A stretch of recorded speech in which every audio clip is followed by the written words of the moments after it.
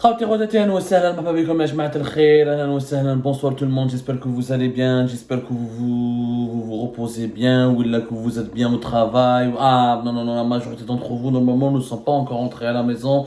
Il est 17h heure française chez moi, pratiquement 16h heure algérienne. Je fais cette émission en toute urgence parce qu'aujourd'hui, le 30 mai 2023, une lettre saisissante, une lettre exceptionnelle, un document vraiment historique vient d'être publié par le quotidien français Le Monde. 10 grands intellectuels internationaux, 10 grands intellectuels de renommée internationale, des scientifiques, des écrivains, des prix Nobel ont écrit au président Abdelmajid Tebboune pour parler de l'Algérie et pour dénoncer la violation de la liberté de la presse et de la liberté d'expression et pour dénoncer le placement en détention des détenus, des opposants politiques et la condamnation à la prison ferme des journalistes. 10 grands intellectuels, un collectif d'intellectuels, le célèbre linguiste américain Noam Chomsky, prix Nobel de la littérature Annie Ernaux, le grand cinéaste anglais Ken Loach, l'écrivain libanais Ilyas Khoury. Ils ont tous écrit à Jma' al-Yom, ils ont signé une lettre ouverte dans laquelle ils interpellent le président algérien Abdelmajid Tebboune ce 30 mai 2023, dans laquelle ils lui demandent de libérer tous les journalistes emprisonnés, parmi lesquels naturellement El Qadi Hassan Mustafa Ben Jma'a, et il lui demande de libérer tous les détenus politiques qui croupissent encore dans les prisons algériennes. C'est une lettre historique. Je dis bien, c'est une lettre historique qui devra être lue et relue et distribuée partout en Algérie, à un moment où certains intellectuels algériens ferment les yeux sur la dictature qui se banalise dans notre pays, sur les atteintes aux libertés fondamentales qui se banalisent dans notre pays. Des grands intellectuels étrangers sont montés au créneau pour venir en aide, je dis bien pour venir au secours des libertés fondamentales et du peuple algérien qui s'ouvre dans un cachot, qui m'a dans leur lettre, ils qualifient l'Algérie de cachot. Qui a écrit cette lettre? Alors, je rappelle, je vous donne des noms, des gens, encore une fois, vraiment, c'est des gens très connus. Alors, comme Étienne Balibar, qui est un philosophe français et qui est un grand ami de l'Algérie, professeur d'université à Paris-Nanterre, mais aussi professeur dans une grande université américaine, spécialisé dans l'anthropologie. Il enseigne aussi à l'université de Californie à Irvine.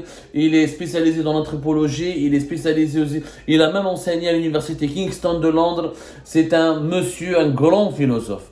Franchement, c'est un monsieur très connu dans le domaine de la littérature, de l'anthropologie. C'est l'un des plus grands penseurs français et c'est l'un des intellectuels francophones les plus traduits dans le monde. Étienne Balibar,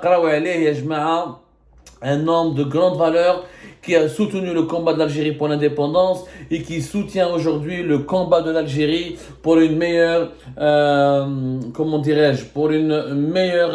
pour une véritable liberté de presse, pour une véritable liberté d'expression, pour une Algérie libre et démocratique.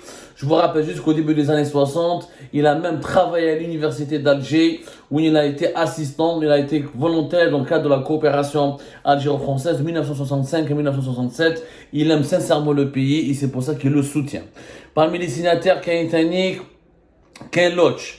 Ken Loach ya jma'a ma ghani an kul ta'rif. Ceux qui aiment le cinéma, Jebel Irbem ya'arfouh. Un grand réalisateur britannique qui a fait des grands films, il a âgé de 86 ans, qui a marqué l'histoire du cinéma. Il a été palme d'or du Festival de Cannes en 2006. Il obtient encore une fois une autre palme d'or en 2016 pour un autre film très respecté. Il a fait plusieurs festivals internationaux, il a réalisé beaucoup de films. Il est très connu aussi pour son combat en faveur de la justice, en faveur des libertés publiques et individuelles, en faveur du respect, de la promotion, du respect des droits de l'homme. C'est quelqu'un qui a soutenu beaucoup de causes justes à travers le monde, Ken Loach, et on le remercie amplement pour cette lettre, pour sa participation à cette lettre dans laquelle il demande la fin de la dictature en Algérie. Comme Annie Ernaux, prix Nobel de la littérature de cette année. C'est une écrivaine française. Ilyas Khoury, grand écrivain libanais qui a été traduit dans plusieurs langues. un poète marocain très connu, Abdellatif Labi.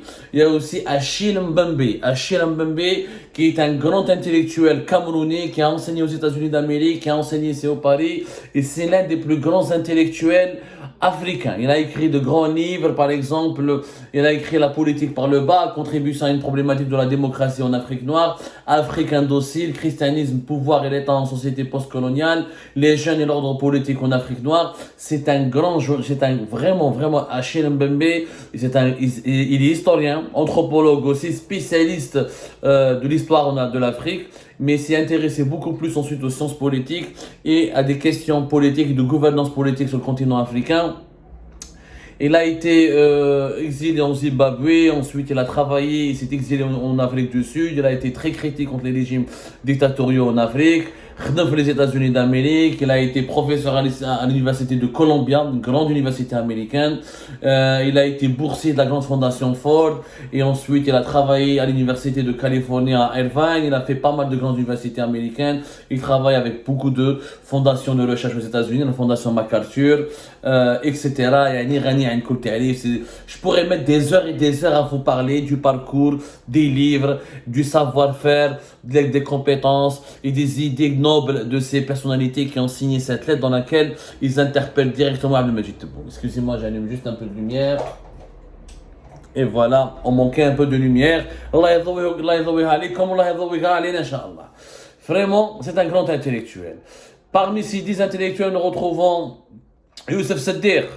Youssef Saddiq, Yajma'a, tunisien, un grand philosophe islamologue, parmi les partisans, parmi les plus grands connaisseurs de l'islam des Lumières. Là, il a écrit de grands livres sur l'islam. Il a déconstruit les idées et les thèses du l'islam fondamentaliste et salafiste. Un grand homme éclairé. Moi, j'ai assisté à une de ses conférences à Alger. J'ai lu quelques-uns de ses livres. C'est vraiment un monsieur d'une grande culture savante, une bibliothèque ambulante. C'est un islamologue très ouvert qui a envie de d'épouser l'islam. Même celui qui n'est pas musulman, qui a les livres de Youssef Saddiq, il a envie de devenir musulman. C'est quelqu'un qui a l'art de raconter et qui démêle, qui arrive à faire la différence entre le vrai et le faux, et qui restitue les faits de l'histoire du Coran dans leur contexte et qui apporte une explication très savante, sincèrement. Il y a un autre beaucoup moins connu, Balek, vous ne le connaissez pas beaucoup, c'est un romancier indien qui a signé aussi cette comment on appelle cette lettre, qui interpelle ouvertement Abdelmajid Tebboune. Ce romancier s'appelle, c'est une femme, Arundhati Roy, je la connais pas, j'avoue. C'est une écrivaine et militante indienne. Elle a écrit elle est régulièrement, elle a eu le prix Booker en 1997, un grand prix littéraire, et elle écrit souvent, elle publie souvent des tribunes dans le New York Times. Elle est considérée, présentée comme une grande écrivaine indienne de renommée mondiale. Elle travaille aussi, elle publie, elle produit aussi pour le cinéma et la télévision. Elle a travaillé aussi comme scénariste, elle a même été actrice. Ce sont donc 10 grands intellectuels français, internationaux, pas uniquement français, pour la première fois. Nous avons, alors, c'est pas la peine de vous parler de Noam Chomsky, grand critique du capitalisme américain, père de la linguistique, à savoir la science du langage, intellectuel de gauche, qui a soutenu les Palestiniens, les mouvements pour l'indépendance des pays dans le sud de la planète, qui est un grand critique de l'impérialisme américain aussi, un intellectuel qui est très âgé aujourd'hui. Noam Chomsky, il est très âgé aujourd'hui, et il a fait beaucoup de documentaires, il a fait beaucoup de livres, il s'intéresse particulièrement, il s'est intéressé à plusieurs fois à l'Algérie. Il est aujourd'hui de 94 ans. 94 ans, originaire de Philadelphie, une des plus importantes villes des États-Unis d'Amérique. Ce sont 10 personnalités intellectuelles de grande valeur qui ont écrit à Abdelmajid Tebboune pour lui dire quoi? Pour lui dire de libérer Qadi Hassan et pour lui demander de libérer tous les journalistes et tous les détenus politiques en Algérie. Et la manière avec laquelle ils ont parlé de l'Algérie, ça fait chaud au cœur, ça donne même des frissons. Regardez ce qu'ils ont dit. Plus qu'un pays. Regardez comment ils ont commencé leur lettre, que vous pouvez lire, vous pouvez lire quelques-uns nous en avons parlé sur algériepart.com. Nous avons publié quelques extraits, nous avons publié un article sur cette lettre, et la lettre elle est disponible sur le site du monde.fr. Regardez comment ils ont commencé leur lettre adressée à Tebboune. Plus qu'un pays, l'Algérie est une idée entêtée de libération. 60 ans après l'indépendance du pays, cette idée continue à irradier l'espoir dans le cœur de ceux qui se battent encore contre l'oppression. Elle est la preuve que la victoire sur l'injustice est possible, y compris lorsque le face-à-face paraît désespéré et démesurément disproportionné. Comment ne pas pleurer? Comment ne pas être ému? Comment ne pas être bouleversé par un tel hommage émouvant de notre pays à son histoire? C'est vrai que l'Algérie est une idée. Au moment où les Algériens sont fatalistes, sont déprimés, cherchent à fuir le pays, à abandonner le combat, à se retirer et à ne plus coopérer et à ne plus croire en une Algérie meilleure. Vous avez des grands intellectuels internationaux qui écrivent ceci. Plus qu'un pays, l'Algérie est une idée entêtée de libération, un exemple à suivre, une idée qui pousse les peuples et les individus à se battre contre l'oppression. Elle est la preuve que la victoire sur l'injustice est possible, y compris lorsque face à face paraît désespéré et démesurément disproportionné. C'est magnifiquement bien écrit. Aujourd'hui, voilà ce qu'ils disent encore. Ce grand pays, à savoir l'Algérie, se renferme comme un piège redoutable sur les opposants politiques et les citoyens qui osent rêver d'un véritable état de droit. Et ils ont complètement raison.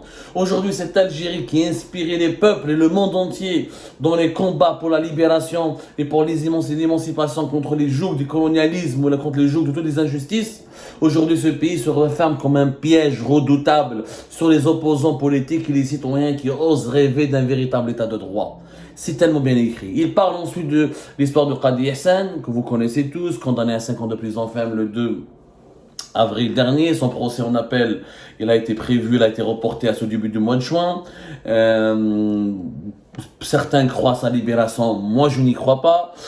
Qadi Hassan, directeur de Radio 1 et de Marjan, est devenu le symbole de la détention arbitraire, de la violation de la liberté de la presse et de l'étouffement de la liberté d'expression en Algérie. Mustafa Benjma, qui est aussi en prison, ne l'oublions pas, depuis le 19 février 2022, qui aussi a été incarcéré pour purement une affaire de délit de presse. Ensuite, sur l'Algérie. Quand ils parlent de Qadi Hassan, ils estiment que nous permettons, au président Abdelmadjid Majid Tebboune, ce que ces 10 intellectuels de renommée internationale ont écrit ou ont demandé à Abdelmadjid Tebboune. Nous permettons, monsieur le président Abdelmadjid Tebboune, de vous écrire aujourd'hui pour vous demander de faire tout ce qui est en votre pouvoir afin que cesse l'acharnement sécuritaire et judiciaire que subissent Qadi Hassan et tous les prisonniers d'opinion en Algérie. Tous les prisonniers d'opinion.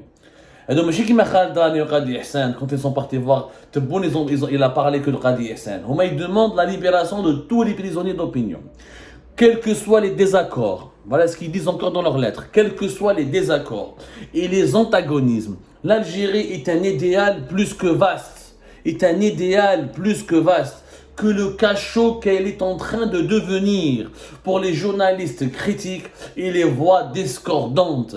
Elle est la terre retrouvée des damnés de la terre. Les damnés de la terre, le fameux livre de Frantz Fanon, grand psychiatre, mais grand intellectuel, partisan et théoricien de la révolution algérienne et de l'émancipation des peuples du continent africain et de la rive sud de la planète contre l'ordre colonial et impérialiste. Les damnés de la terre. Bien sûr, celui qui ne connaît pas ce livre, il devrait démissionner de la vie tout court. Il faut relire Les damnés de la terre, qui a été écrit en partie par Frantz Fanon lorsqu'il était en Algérie, qui s'est inspiré de son expérience algérienne aux côtés du Moudjahidine de l'Algérie, de nos ancêtres les Moudjahidines. L'Algérie est un idéal, ya Rab. Comme les grands intellectuels de ce monde, des prix Nobel, des scientifiques, des grands écrivains du Liban, de l'Inde, des États-Unis d'Amérique, de France. L'Algérie est un idéal qui est en train de devenir un cachot. Le régime algérien, l'actuel régime a totalement gâché la belle image de notre pays. Il a obscurci l'image de notre pays. Il a fait de notre pays un cachot alors qu'elle était un idéal dans le monde entier. Il a noirci l'image de notre pays. Le peuple algérien qui a inspiré les autres peuples dans leur combat pour la libération est devenu lui-même otage d'une dictature atroce. Et le peuple algérien lui-même a besoin aujourd'hui d'être libéré. L'idée Abdelmadjid Tebboune ne répond pas à ces grands intellectuels, c'est qu'Allah Mehboul. Aujourd'hui, il est au pied du mur. Aujourd'hui, l'avenir international, personne au sein de la communauté internationale ne pourra traiter avec Tebboune, ni lui serrer la main, ni lui donner de la considération, ni le considérer comme un chef d'État crédible et digne de ce nom, s'il ne répond pas à cette lettre. Il ne s'agit pas de petits intellectuels, de petits écrivains. On parle de grands écrivains, mon cher ami. On parle de Ilyas Khouri, on parle d'Achille Mbembe, on parle d'Etienne Balibar, on parle de Noam Chomsky. Et là, c'est la noblesse. Il y en a, c'est la noblesse que l'entourage, que les membres de l'entourage de Tebboune aillent lui parler et essaient de l'interpeller pour le réveiller de sa torpeur. Sa situation actuelle du pays ne peut pas durer. Ne peut pas durer quand une prix Nobel de la littérature écrit et demande à Abdelmajid Tebboune, il l'interpelle et parle de la nécessité de libérer les détenus politiques en Algérie. Cela signifie que la situation est suffisamment grave. Je dis bien qu'elle est suffisamment grave, pour ne pas dire même, elle est très grave. Libérer le peuple algérien, écoutez ces intellectuels, redonner à l'Algérie son honneur, restituons l'honneur de l'Algérie, redonner à l'Algérie sa gloire, arrêtez, laissez notre pays continuer d'éradier le monde entier d'espoir, laissez le monde continuer de citer l'Algérie comme étant un exemple de liberté, de droiture et de combativité. Nous sommes devenus un exemple de dictature, de répression et d'étouffement des libertés. Et alors que nous étions un exemple pour la libération des peuples. Je vous recite encore ce passage qui est très important. Plus qu'un pays, l'Algérie est une idée entêtée de libération. 60 ans après l'indépendance du pays, cette idée continue à éradier l'espoir dans le cœur de ceux qui se battent encore contre l'oppression.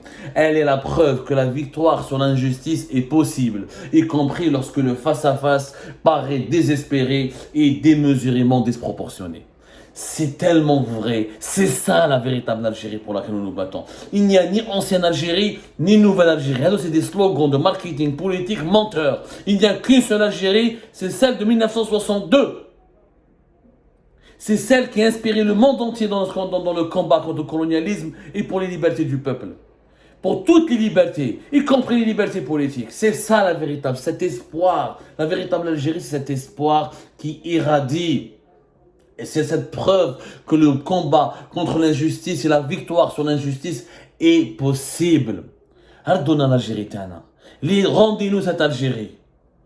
J'espère que Tebboune va écouter, va au moins faire preuve de sagesse. Il va écouter ces 10 grands intellectuels de renommée mondiale et va se résoudre à libérer tous les détenus politiques et pas seulement le Qadi Hassan, parce qu'il n'y a pas que le Qadi Hassan qui croupit dans les prisons algériennes.